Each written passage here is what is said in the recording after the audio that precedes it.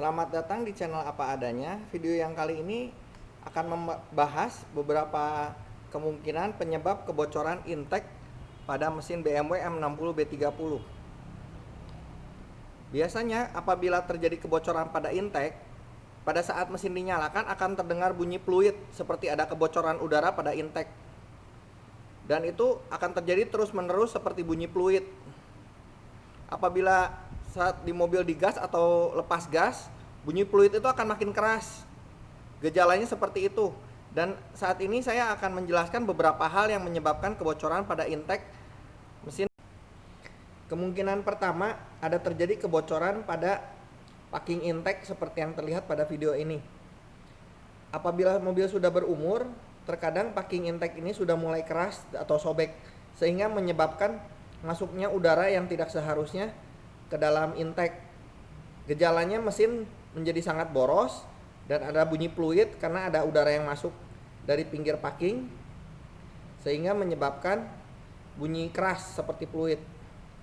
Apabila kerusakan pada packing intake, segera bawa ke bengkel dan ganti dengan packing intake yang baru. Sedangkan kemungkinan kedua adanya kebocoran packing CCV atau crankcase ventilation. Biasanya juga pada mobil yang sudah berumur, packing CCV ini sudah mulai getas atau kadang juga putus maupun sobek, sehingga menyebabkan masuknya udara pada intake, sehingga menyebabkan kebocoran. Apabila terjadi kebocoran di packing ini pun gejalanya sama. Apabila saat digas, dia akan terdengar bunyi fluid yang keras di bagian belakang mesin dan juga menyebabkan borosnya bahan bakar. Kemungkinan yang ketiga adalah rusaknya CCV atau crankcase ventilation. Benda ini berfungsi untuk pernapasan crankcase. Tapi apabila sudah lama, karet yang di dalam CCV ini mulai getas sehingga menyebabkan kebocoran udara dan kebocoran oli masuk kepada intake.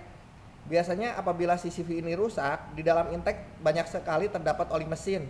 Dan juga oli mesin seringkali berkurang drastis apabila sudah dipakai beberapa ribu kilometer. Dan menyebabkan tenaga juga drop karena banyak oli mesin yang tersedot ke ruang pembakaran.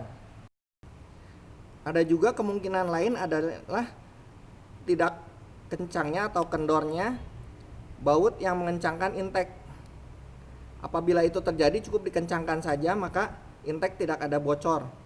Tapi apabila masalahnya pada karet yang di bawah baut tersebut mulai gepeng, dapat Anda ganjel dengan ring plat kurang lebih 2 mili untuk membuat ring lebih menekan kepada intake.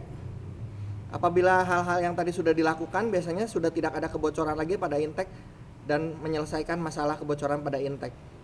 Terima kasih sudah menonton video ini. Semoga bermanfaat. Apabila Anda menyukai video ini, silahkan subscribe channel ini. Terima kasih.